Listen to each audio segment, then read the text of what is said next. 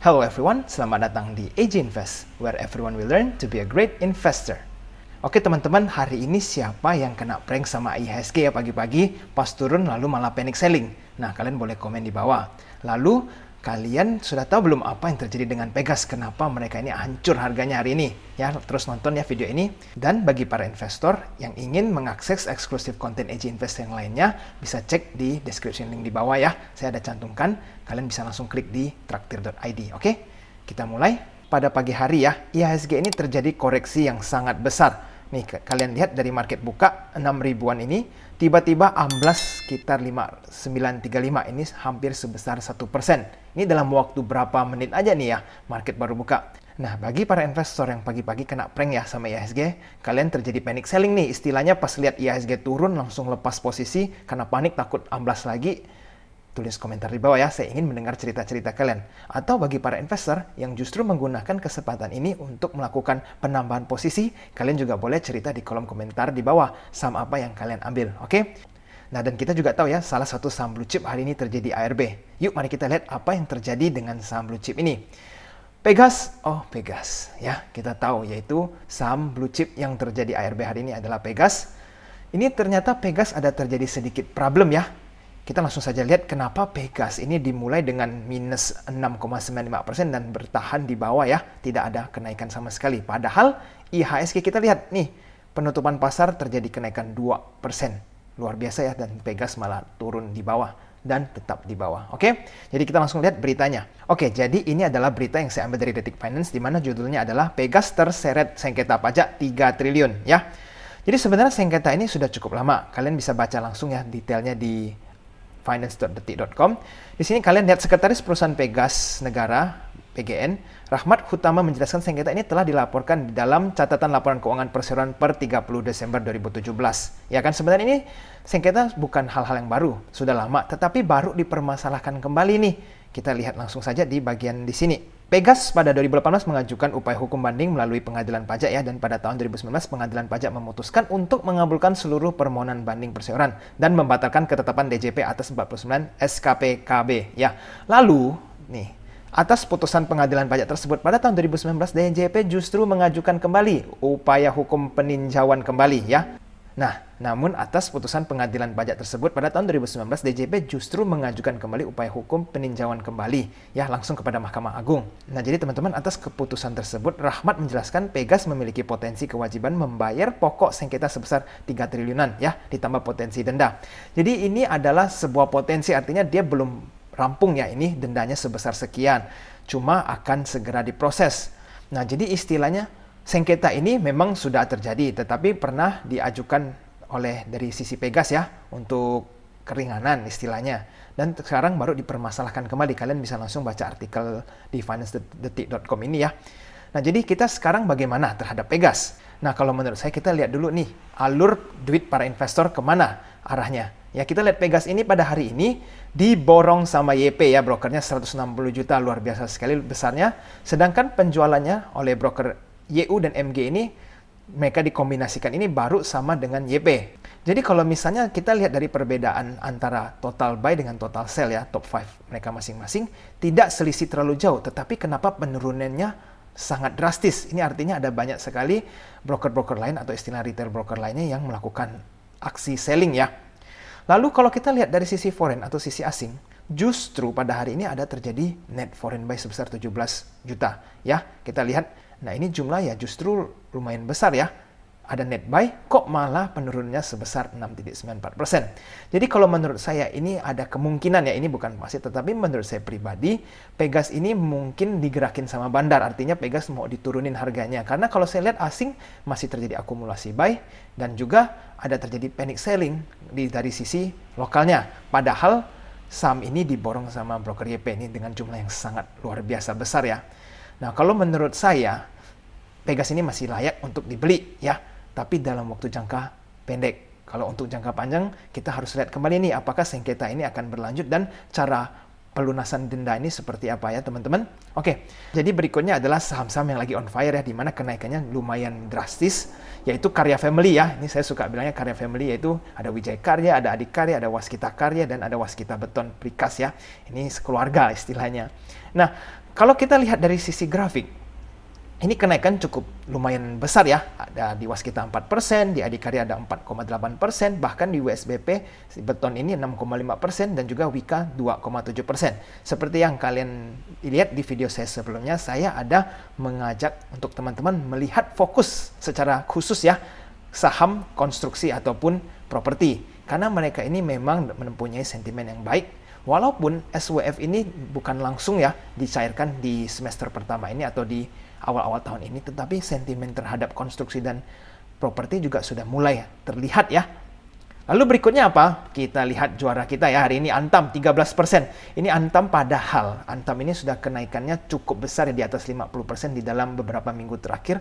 Tetapi hari ini market buka langsung boom 13%. Ini dalam satu hari loh ya teman-teman.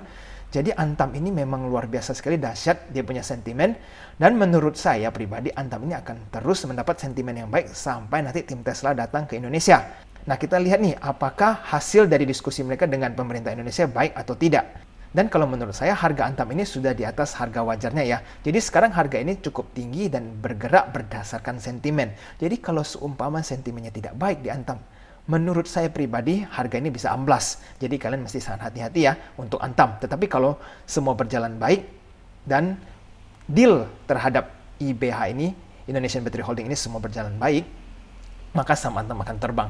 Berikutnya adalah TINS dan Inco ya. Saya juga mencantumkan ini saham nikel karena harga nikel memang terus menaik sehingga saham-saham nikel juga terkena dampak ya.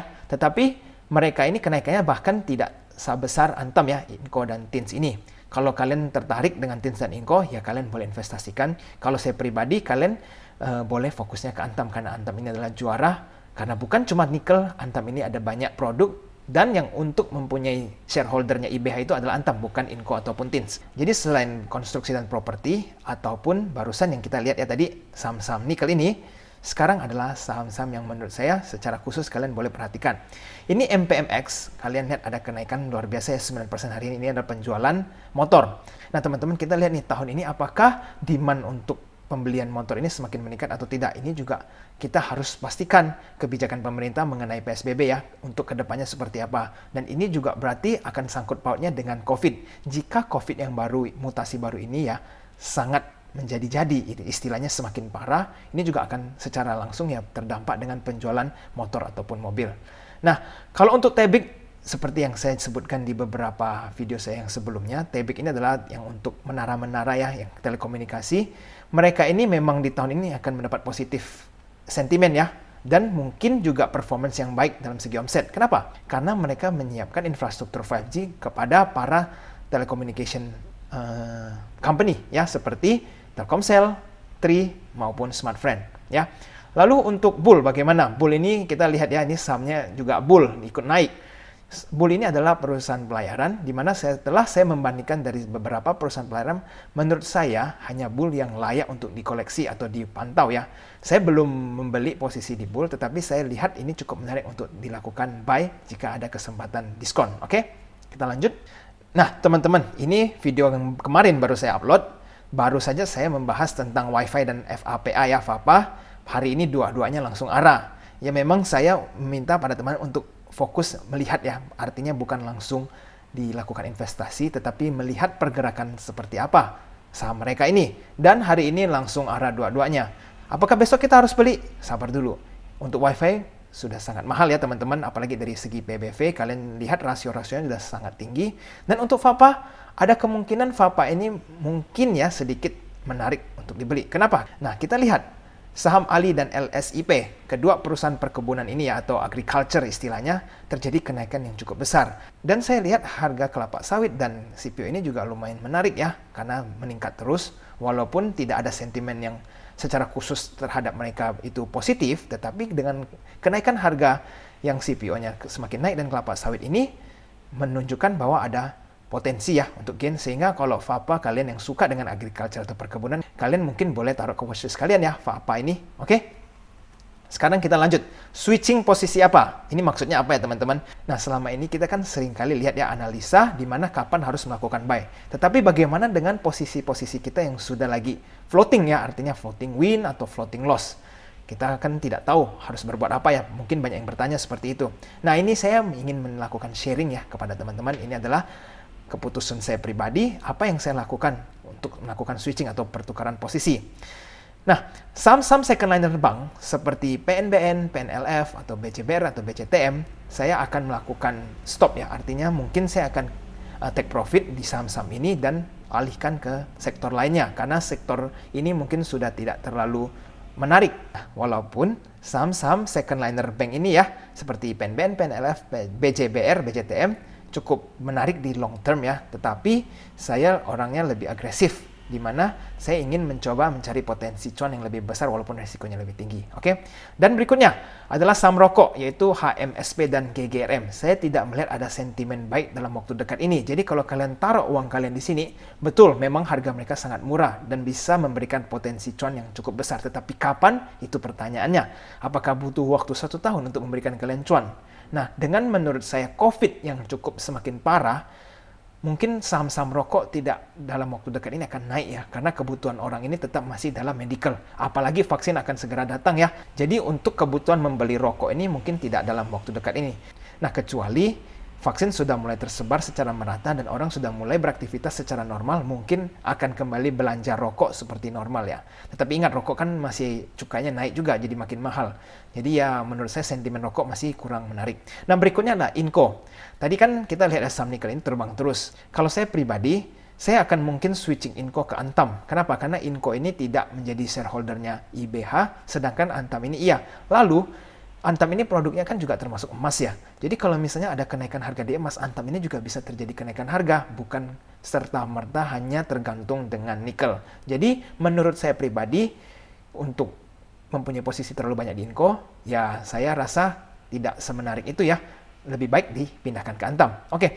Nah, berikutnya adalah Pegas. Walaupun prospek kedepannya agak kurang menarik ya Pegas, karena mereka ini dihantui dengan sengketa pajak, yang kalau memang sudah diketuk palu, mereka harus melakukan pembayaran denda sebesar 3 triliun ini. Nah, berarti kan pendapatan mereka akan secara langsung kena dampak ya, harus bayar denda. Jadi setiap untung harus bayar denda sehingga profit mereka semakin kecil. Nah, jadi kalau untuk jangka panjang, saya tidak terlalu rekomen ya untuk Pegas. Tetapi kalau untuk segi short term ya, atau jangka pendek, masih sangat menarik. Jadi bagi kalian yang uangnya misalnya masih nyangkut ya, menurut saya sih Pegas pasti akan diselamatkan oleh pemerintah dan kemungkinan kalian untuk cuan masih tetap ada dalam waktu dekat ini. Oke, finally, yaitu saham IRA. Ini adalah salah satu saham yang menurut saya bisa memberikan potensi yang sangat baik pada teman-teman semua. Kenapa? Kita lihat vaksin sudah sampai ya di Indonesia dan akan terus berdatangan. Nah, dan ingat, mau apapun vaksinnya, kita tetap membutuhkan jarum suntik untuk masukkan ke tubuh manusia, ya kan? Jadi IRA ini yang memproduksi fokusnya ke jarum suntik, dan menurut saya IRA ya akan mendapatkan benefit atau keuntungan dengan segi omset ya, karena vaksinasi kan akan dilakukan kepada semua seluruh masyarakat, dan bayangin saja berapa banyak jarum suntik yang perlu diproduksi untuk mencakupi kebutuhan ini, oke? Wah, teman-teman, akhirnya selesai ya. Banyak sekali informasi yang saya berikan. Bagi kalian yang suka dengan informasi ini dan merasa cocok dengan channel AJ Invest, kalian jangan lupa like video ini ya. Dan subscribe channel ini supaya kalian tidak ketinggalan dengan video-video mengenai saham ke depannya. Oke, saya pamit dulu ya. I'll see you again next time. Bye-bye.